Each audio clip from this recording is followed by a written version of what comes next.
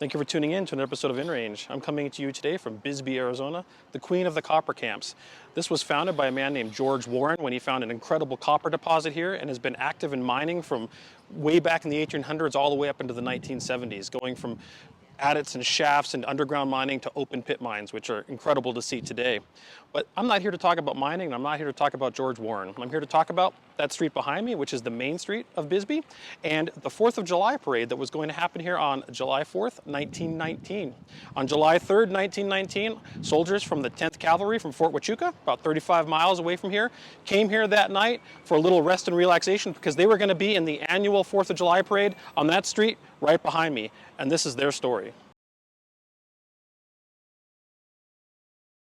So where I'm standing right now is the lower part of Brewery Gulch in Bisbee, Arizona. In the Old West and in the New West, including up until today, this is really the entertainment district of Bisbee. But back in the Old West and New West, this was one of the most renowned red light districts. Saloons lined this entire street, this entire canyon, from the lower to the upper. There was saloons, entertainment, billiards, pool, gaming, brothels, mostly on the upper part of the actual canyon. And if you were a soldier stationed on the frontier, a place as remote as Fort Huachuca, this would probably be the first place you'd go to spend some of that money burning a hole in your pocket. And that was no different for the men of the 10th Cavalry. However, they were buffalo soldiers, black men of the American military, in a segregationist world, in a segregationist environment, in a city that didn't deal with them or treat them properly. That means that the lower part of the lower Brewery Gulch was not available to them. They would have walked up this street to Upper Brewery Gulch, where there were a couple establishments that were willing or participatory in serving their kind. One of those was the Silverleaf Club, which is where we're headed right now. I'm standing right now in the city park. In 1919, when the events of what we're discussing in this video occurred, this would have been the city park. But it was only in 1916 that they had actually finished reinterring the bodies from what this was originally, which was the Bisbee Cemetery. Someone around 1892 realized, hey, you know, that cemetery up Brewery Gulch, it's right in path of our water supply. And that made people a little alarmed, and they formed the new cemetery in 1892 and started deinterring the bodies from here in 1914, finished it around 1916, and turned this into the city park. This is going to be one of the first videos about the Red Summer of 1919, hopefully many, because there's many topics to be dealt with in this regard. The Red Summer of 1919 is one of those historical topics in which we see historical amnesia, induced intentional amnesia. We don't want to remember these events. And this story we're telling today is related to the Red Summer of 1919. When the American Expeditionary Forces, under the command of General Jack Pershing, sent the Buffalo soldiers, colored soldiers, to the front of World War I, they didn't want to deal with racial segregation or any of the issues that came with it. And Pershing put the black soldiers under the command of French officers. This, of course, is a communication issue, etc. But what's interesting about this is that the French officers started treating these black soldiers like regular soldiers. They didn't treat them as anything subjugated or lower. They were just soldiers to help them in the cause against the Central Powers. Pershing felt it to be a problem and issued a letter to the French command saying, pretty much, don't treat these people as your equal. French officers were very embarrassed by this letter, that their allies would write something like this, and most of these letters were actually burned in disgust. So not all copies of this letter were destroyed, even though the French were trying to save embarrassment for their American friends. And W.E.B. Du Bois actually published a copy of it in the NAACP newsletter Crisis. This meant that all Buffalo soldiers knew that they were living in a very segregationist, racist environment. And the reality is that the country demanded their loyalty, but no loyalty was given back to them. These men coming back from the front, late 1918, early 1919, demanded at least a modicum of respect for being soldiers in the American Army and the military. And the reality is this country didn't want to give it. What they were met with was white racists, white supremacists, and the Klan, essentially a lynching and movement across the entire country, of which this episode in Bisbee is one of the smallest versions thereof.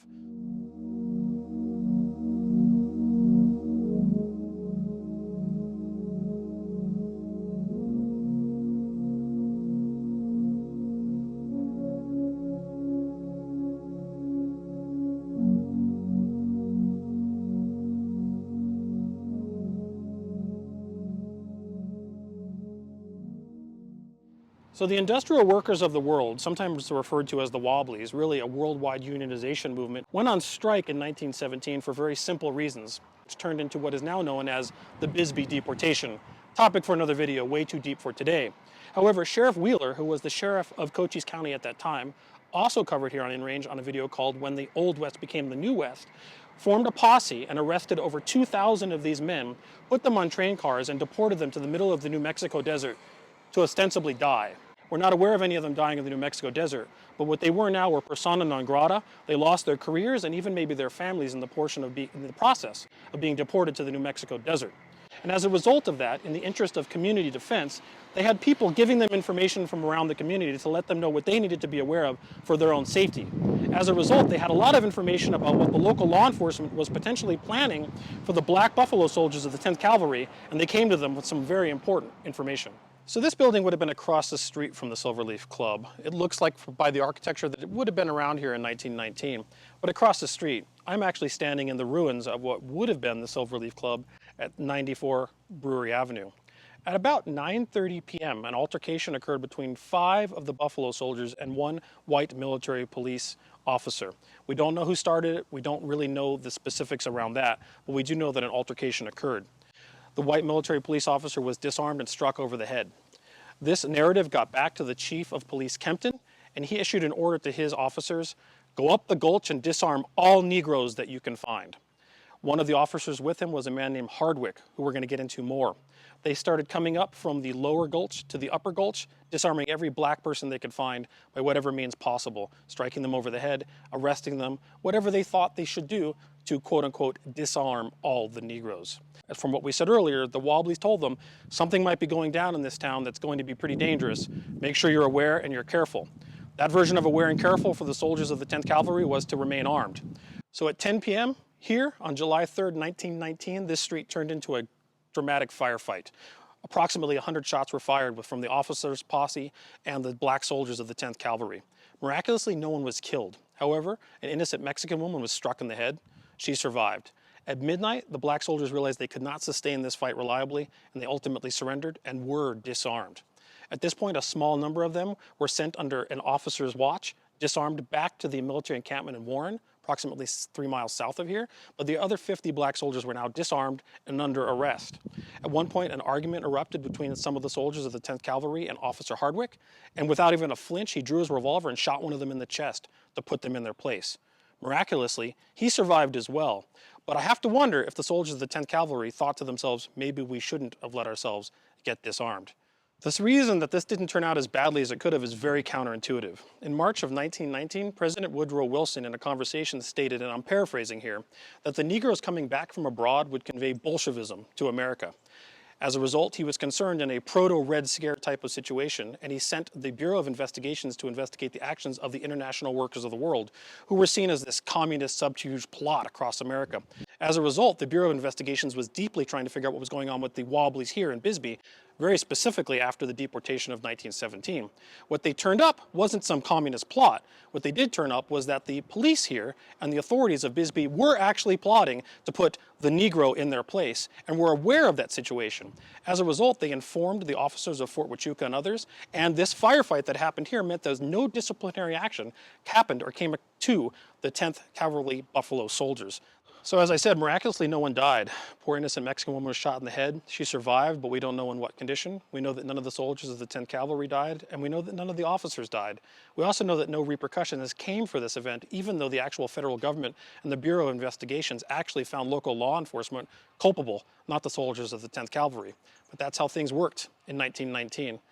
Maybe still to this day.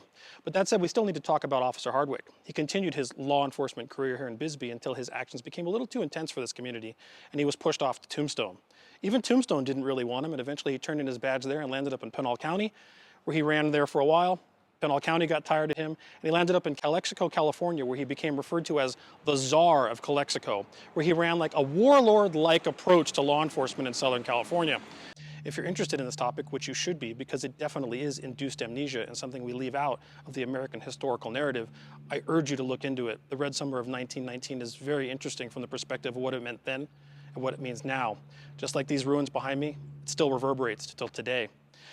People, if you like this kind of content, it's not going to be coming to you via any kind of ad support, because ads won't advertise on content like this. We also have no sponsors and no masters because they don't want to do this kind of content either. The reason this kind of content can exist for you is because of supporters via Patreon and Utreon that are allowing this channel to survive via their financial support. This is completely a viewer-supported project and allows me to do this kind of history that's otherwise intentionally ignored for viewers like you. Thank you for watching, and share with your friends.